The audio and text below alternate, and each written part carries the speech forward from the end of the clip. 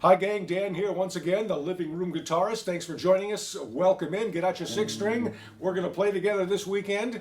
It's Halloween weekend here, so we wanted to present something that's, I guess, maybe got some sort of Halloween style flavor to it. We'll see what you think as we proceed here. Please come and join us as a guest. Livingroomguitarist@gmail.com, livingroomguitarist@gmail.com.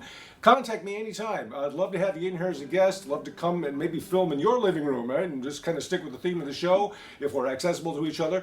We can always do something over Zoom and play that as we share music together. But just picture this, it's kind of how the Traveling Wilburys got started back in the 80s, just kind of hanging around the garage or hanging around the living room with your buddies and got your guitars out, just swapping ideas back and forth. Hey, I've been thinking about a tune like this and I've been messing with this. What do you guys think? And can we add and develop and help each other create and just enjoy playing our instruments and making music. No matter what your skill level, I don't care how long you've been playing or how good you are. This show is really for amateur guitar players. We don't, have big dreams and aspirations to be pros or whatever. If you are, great. That's always welcome here. Even pros have their living room material. Even rock stars have their living room material. So hey, you're welcome in here too. Give the show some street cred, all right? So, if you're John Mayer or Keith Urban, get in here. Share your living room material and help bring our own playing to the next level. So again, livingroomguitarist@gmail.com. Please subscribe to the show, and if you got a buddy who plays guitar, love to have him or her as a guest too. Let's just kind of grow our tribe here of fellow living room players and enjoy playing our instruments and learning.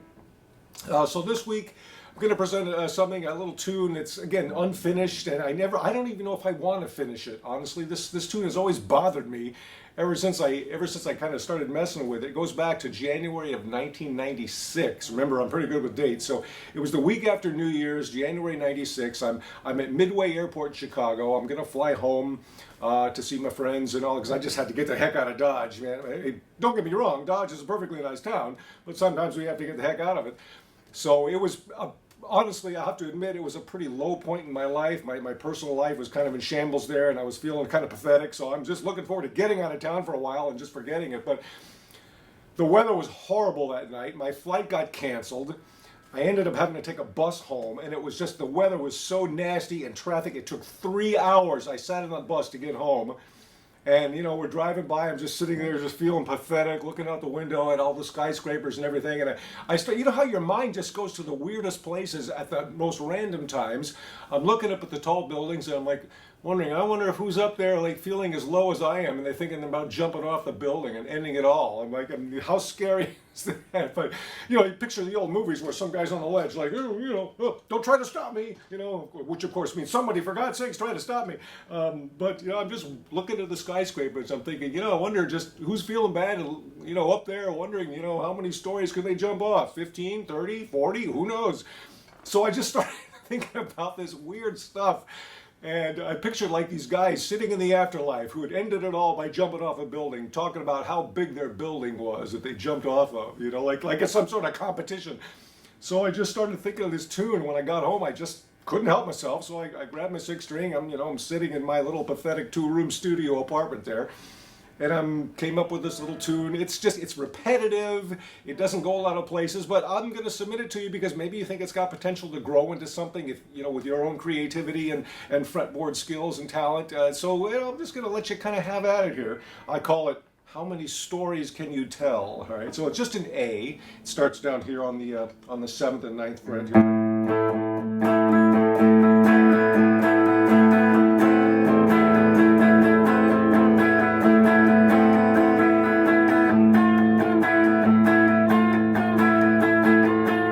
Something to kind of create that tension of, standing on the ledge, thinking, should I? So it's just kind of plays around this A chord down here.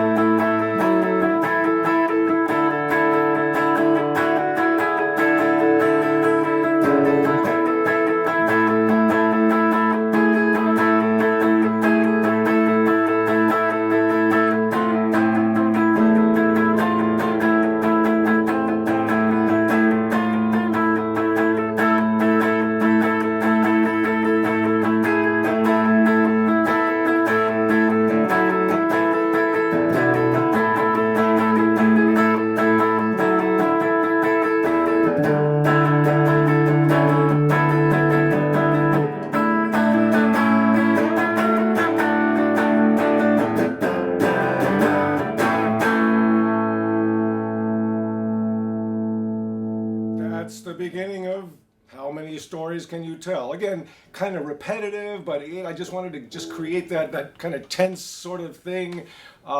It doesn't have to be, you know, a depressing, macabre kind of tune, but I invite you to kind of mess around with it and see if there's something in there that maybe you can take a little piece of and build on it, or something. You know, it's just kind of, it always gives me the creeps when I play this, because just what I was thinking about, what was going through my head. You know, some of the random weird stuff that we conjure up in these moments where we have nothing to do but sit and look out a dark bus window and think, you know, while the snow and ice is coming down. But there we are. Let's talk through it a little bit. So down on you're making this A chord on, so your open A, and then 7th fret, 3rd string down, 9th fret, 4th string down.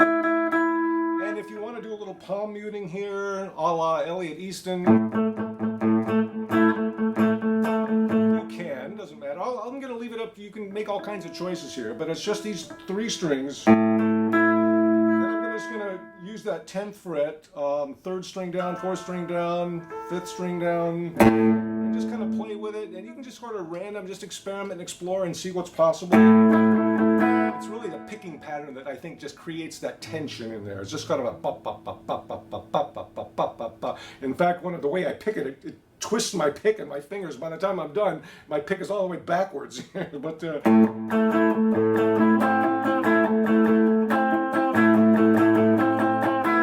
just using that 3rd string down with my pinky finger on the 10th fret, just to start creating that tension.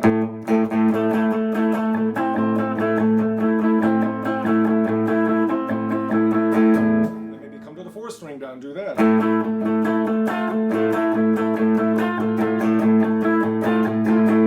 back and forth.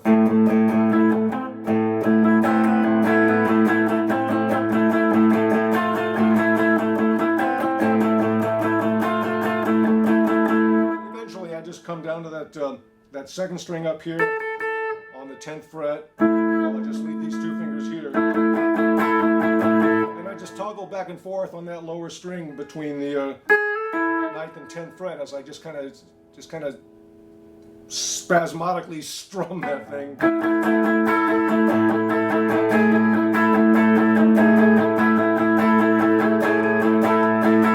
And all I'm doing is just kind of messing with, you know, bass notes, and you can just kind of walk around and see what sounds good. So I'm just kind of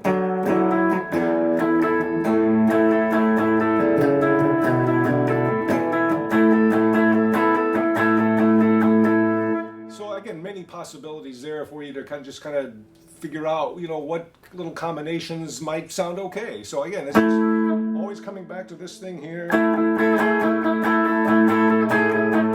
Just playing those 4 strings in the middle of the guitar, you know, not the top and bottom yet.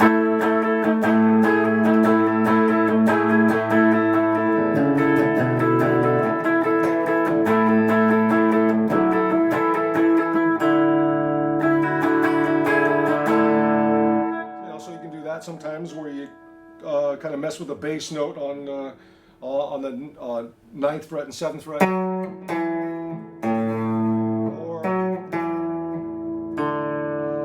then just switch your fingering down on those 2 lower strings. So you're just playing those 3 strings. Messing with the bass note to get back to that, you know, that simple pattern at the beginning.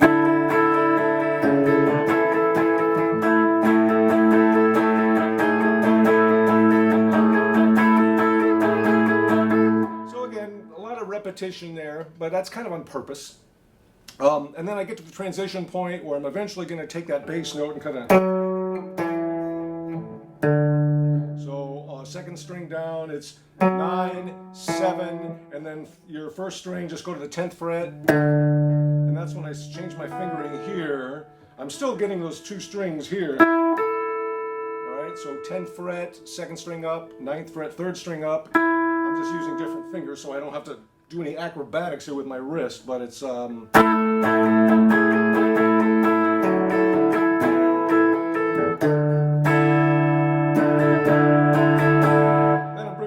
finger up to that 11th fret, 3rd string down.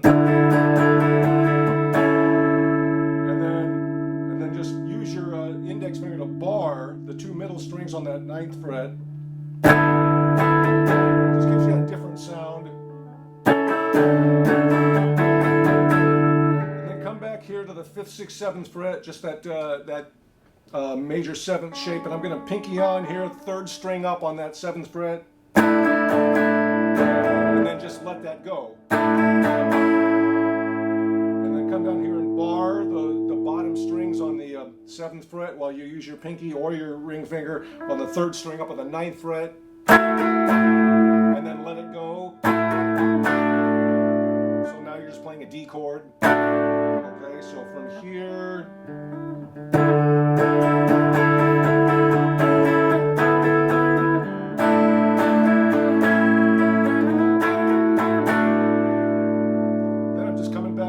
F minor, or maybe, I guess F minor. And just sliding up, F, G, A. So I'm letting that those first 4 strings here.